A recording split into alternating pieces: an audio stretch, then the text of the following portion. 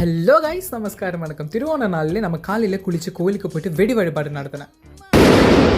எப்படி இருக்குது, செம்மையாக இருக்கா. அதுக்கப்புறம் கோவில் போனதுக்கப்புறம் செம்ம பசினால பக்கத்தில் இருக்கிற ஹோட்டலில் போயிட்டு நம்ம ஆப்பம் கடலா டீ குடிச்சேன். அதுக்கப்புறம் தான் யோசிச்சேன், லோகா மூவி ரிலீஸ் ஆயிருக்கேன். ஸோ மூவி போய் பார்க்கலாம்னு நினச்சேன். செம்ம மழாங்க.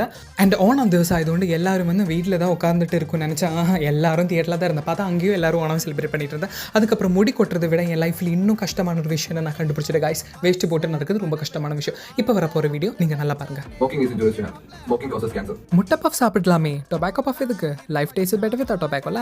மூவி வந்து வேறு லெவலாக இருந்தது. கோவிலுக்கு போனது வண்டியில், தியேட்டருக்கு போனது பஸ்ஸில். ஸோ நம்ம கையில் 50 ரூபா மட்டும் தான் இருக்குது. இந்த 50 ரூபாயில் எப்படி போகும்னு நினச்சா கண்டக்டர் அக்கா வந்து சொன்னேன், 30 ரூபா மதிமோனே வீட்டை கொண்டு விட.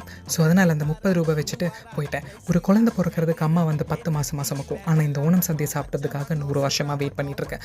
பாலடையில் பப்படெல்லாம் போட்டுட்டு சூப்பராக இருந்தது. இப்போ சொன்ன அந்த 5 மாதம் இருக்குல்ல, அதுதான் இது.